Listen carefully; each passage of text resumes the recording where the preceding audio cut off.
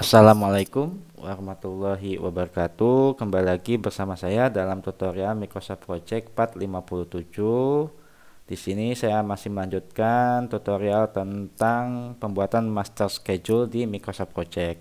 Nah, ini adalah lanjutan dari Microsoft Project 456. Pada tutorial sebelumnya kita telah belajar tentang bagaimana caranya menginput sebuah resource name di Microsoft Project. Kemudian, jika teman-teman sudah mengikuti tutorial saya atau video saya di 456 dan telah menginput semua item pekerjaan beserta resource name-nya seperti ini sampai 100% selesai.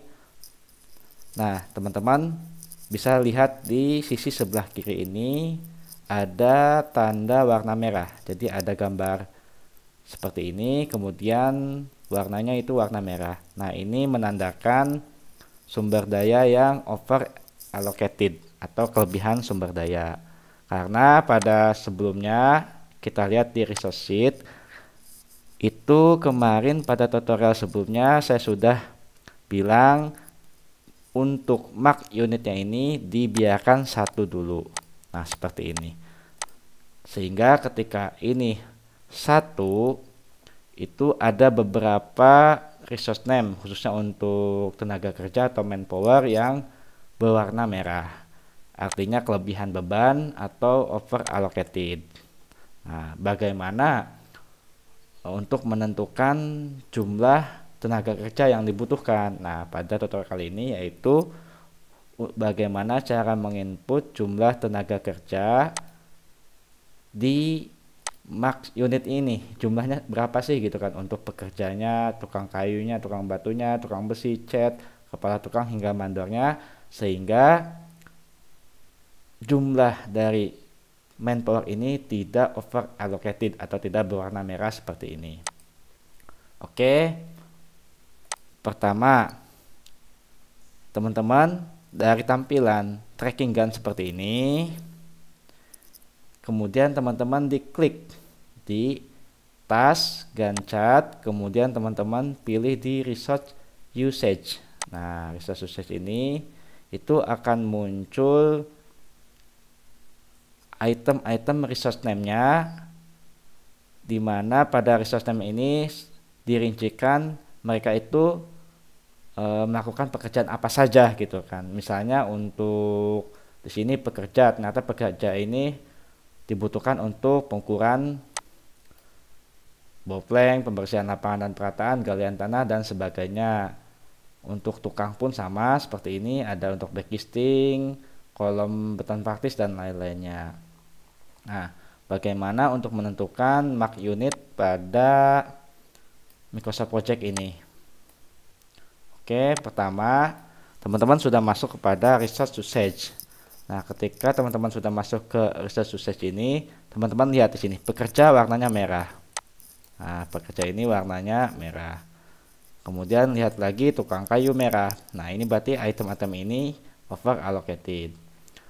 Pertama, teman-teman di sini harus rubah dulu satuan waktunya. Di sini kan masih hours atau jam. Ketika teman-teman di sini hours, itu harus disinkronkan dengan schedule teman-teman, karena schedule teman-teman ini menggunakan day atau hari. Makanya untuk di resource usage ini harus disamakan satuannya dengan cara file, kemudian teman-teman pilih option, kemudian teman-teman klik di ini schedule. Nah, di schedule ini teman-teman scroll ke bawah, lihat di sini. Karena di sini adalah untuk work atau pekerjaan, maka di sini work is entered in.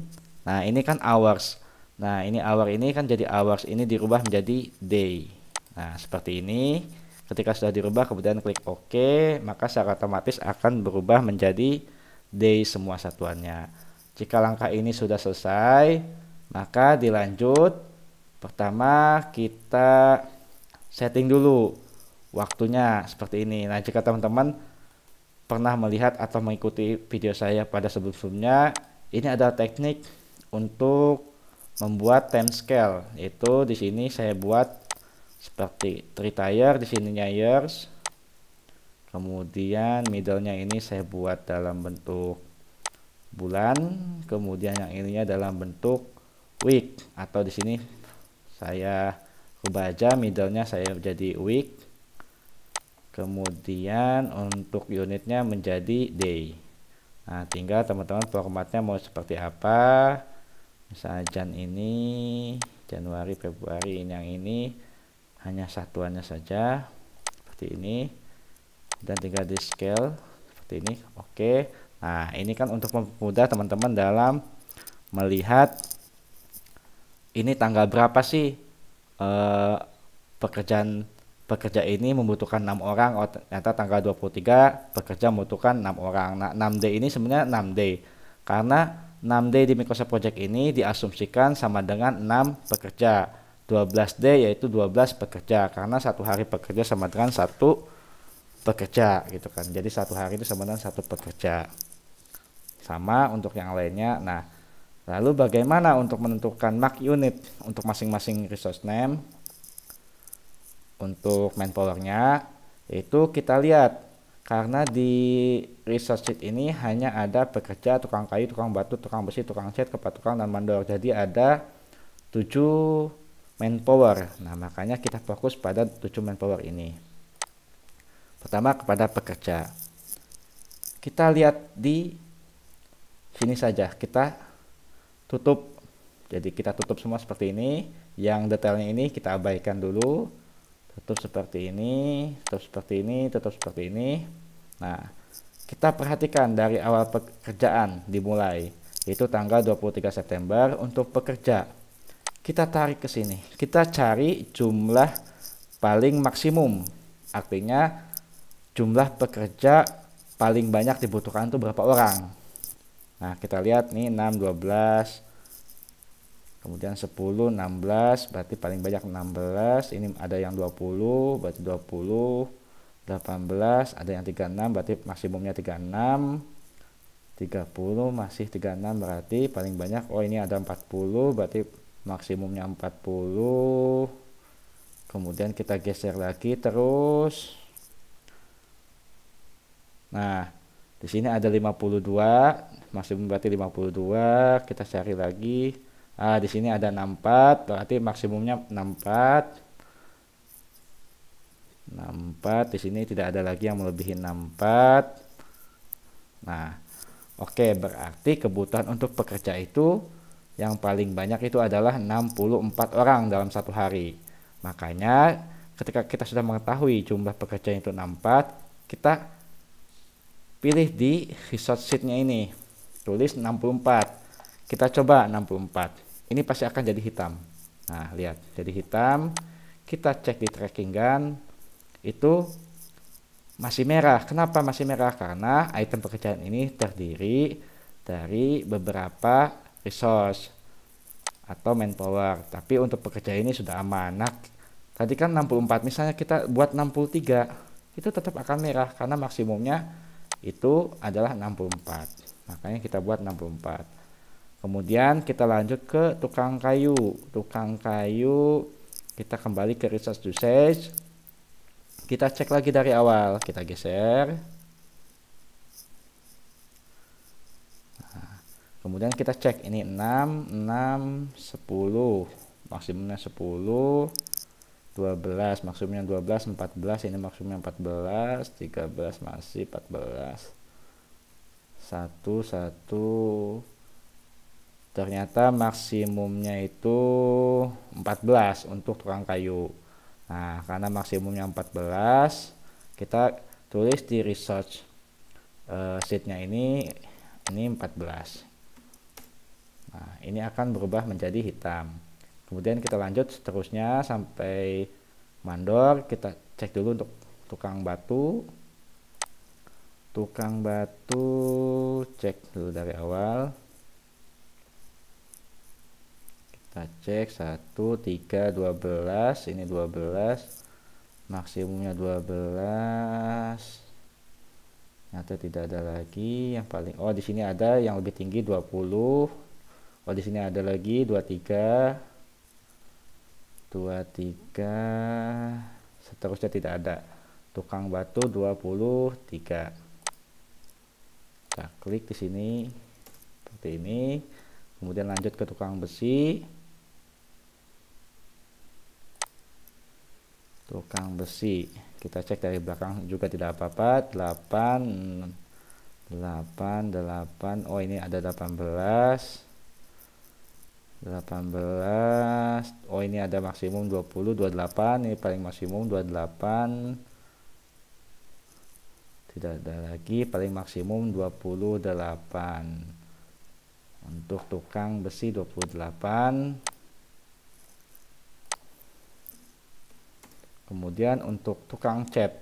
Nah, tukang cat ini kita cek juga.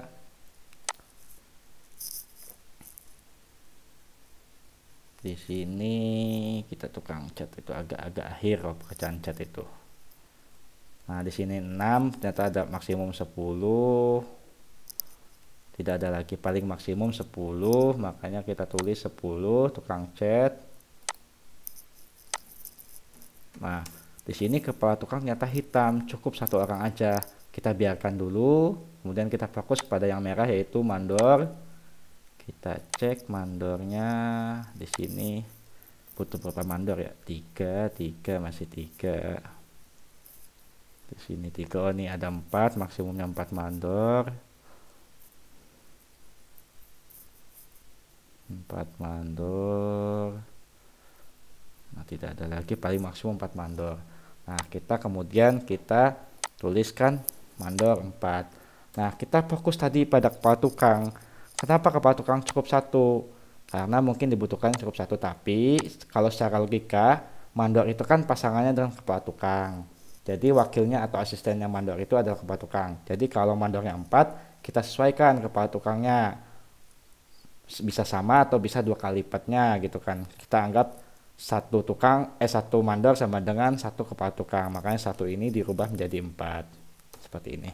Jika tidak dirubah pun tidak apa-apa, tapi saya ingin membuat menjadi real karena 1 mandor itu kan diwakilkan atau diasistenkan oleh kepala tukang. Misalnya mandor itu punya kepala tukang asistennya 2, berarti kalau misalnya mandornya 4, berarti kepala tukangnya butuhnya 8. Jika mandor itu hanya mewakilkan 1 aja, berarti kan jika mandornya 4, berarti kepala tukangnya pun 4, makanya disesuaikan. Nah, jika sudah seperti ini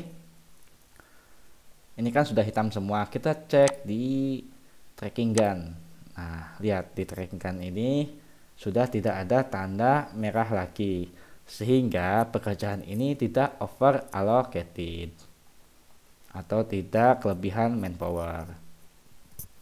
Lalu pertanyaannya, mark unit ini artinya apa gitu kan, dan fungsinya seperti apa gitu kan, atau untuk apa. Nah, untuk mark unit ini artinya adalah jumlah maksimum tenaga kerja yang perlu didatangkan pada pelaksanaan proyek dari awal hingga akhir atau selesainya proyek, hingga serah terimanya proyek. Nah, untuk pekerja dari awal hingga akhir proyek itu membutuhkan maksimum atau jumlah maksimumnya adalah 64 orang. Kemudian untuk tukang kayu adalah 14 orang, tukang batu 23, tukang besi 28, tukang cat 10, kepala tukang 4, dan mandor ada 4 orang. Nah, ini adalah jumlah-jumlah maksimum yang perlu teman-teman sediakan untuk menyelesaikan sebuah proyek. Contohnya ini adalah untuk proyek Gedung A di Kabupaten Purbalingga. Nah, tetapi manpower ini tidak satu waktu didatangkan. Misalnya pada pelaksanaan awal proyek langsung didatangkan 64, tukang kayu 14, tidak. Tetapi ini adalah nilai maksimum. Pendatangannya itu bisa secara bertahap. Seperti ini dilihat bisa didatangkan berapa orang dulu. Nah, untuk schedule ini nanti akan kita bahas selanjutnya, itu untuk penentuan schedule manpower. Nah, jika teman-teman itu pernah mengikuti proyek atau sering mengikuti proyek, biasanya schedule itu bisa terdiri dari 3 sampai 4 schedule. Pertama yaitu schedule utama. Schedule utama itu adalah schedule yang kita buat seperti ini gitu kan. Nah, ini ada schedule utama, yaitu schedule tentang pelaksanaannya proyek dari awal hingga akhir. Kemudian ada schedule yang untuk internal biasanya itu schedule manpower atau tenaga kerja yang didatangkan. Minggu ini berapa orang, minggu besok berapa orang, minggu ketiga berapa orang, hingga minggu terakhir pelaksanaan proyek itu butuh berapa orang. Nanti ada schedule manpower. Kemudian ketiga itu ada schedule material atau mendatangkan material, karena material juga kan perlu dischedulekan kedatangannya gitu kan.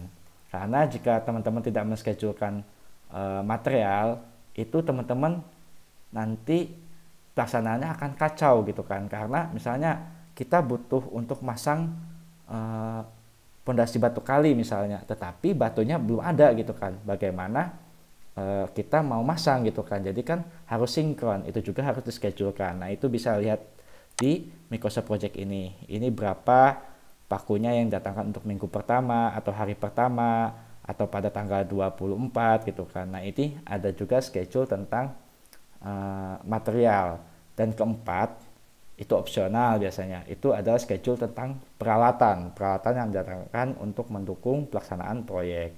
Nah, ini akan saya bahas tentang schedule manpower, material, dan juga alat pada materi selanjutnya. Tapi di sini saya jelaskan, untuk mark unit ini adalah untuk mengetahui berapa banyak sih jumlah maksimum orang yang perlu didatangkan atau disediakan oleh kontraktor untuk menyelesaikan sebuah proyek dari awal hingga akhir.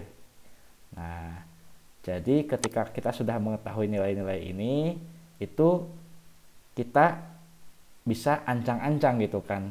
Tinggal kita rincikan menjadi schedule secara detail, bisa per hari atau per minggu. Berapa orang sih yang datangkan dulu, misalnya 1 orang dulu, kemudian besoknya 10 orang, kemudian minggu depannya 15 orang. Itu nanti adalah perincian dari mark unit ini, dan itu akan saya bahas pada tutorial selanjutnya. Nah, untuk tutorial kali ini adalah fokus pada mark unit ini. Nah, jika teman-teman sudah menentukan mark unit ini,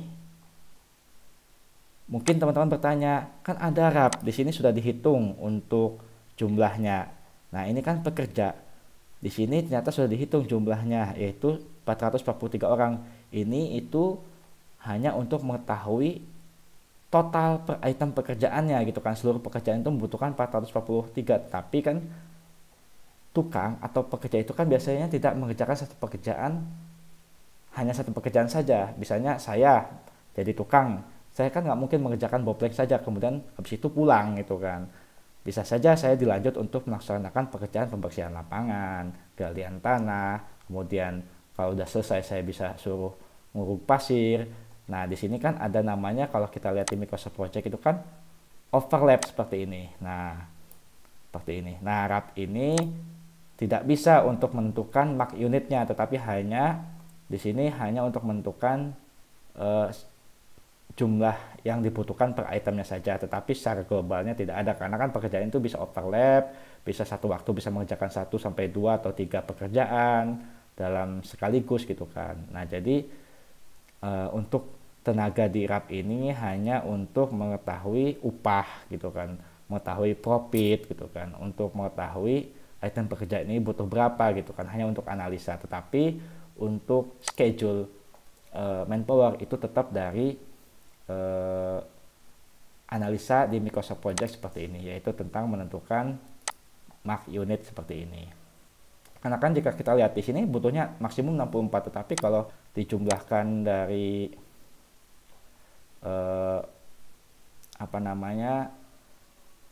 pekerja di sini itu kan jomplang sekali gitu kan, di sini 443 gitu kan. Nah, itu fungsinya menentukan mark unit di Microsoft Project. Jadi jika teman-teman sudah bisa sampai tahap menentukan mark unit ini, kan di sini teman-teman sudah menginput uraian pekerjaan. Kemudian seperti di RAP ini kan ada uraian pekerjaan, ada harga satuan dan jumlah harga. Di sini kan jumlah harga berarti di sini masuk ke cost. Sini sudah ada. Di sini juga udah ada durasi dari sini. Ini sudah lengkap ya sampai resource name. Nah, jika teman-teman sudah selesai sampai mark unit ini, schedule ini sudah dikategorikan utuh sebagai master schedule atau schedule utama. Jadi master schedule ini kemudian jika sudah selesai bisa langsung teman-teman setting menjadi di bentuk PDF yang bisa disajikan secara visual ataupun bisa dalam bentuk soft copy. Tapi ini udah kategori Microsoft Project untuk pembuatan master schedule udah selesai sampai tahap ini gitu kan.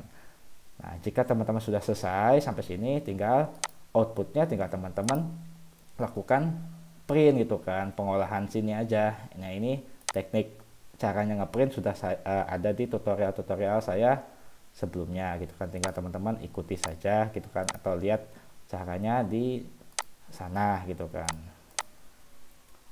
Nah, seperti ini nanti teman-teman print jadi PDF.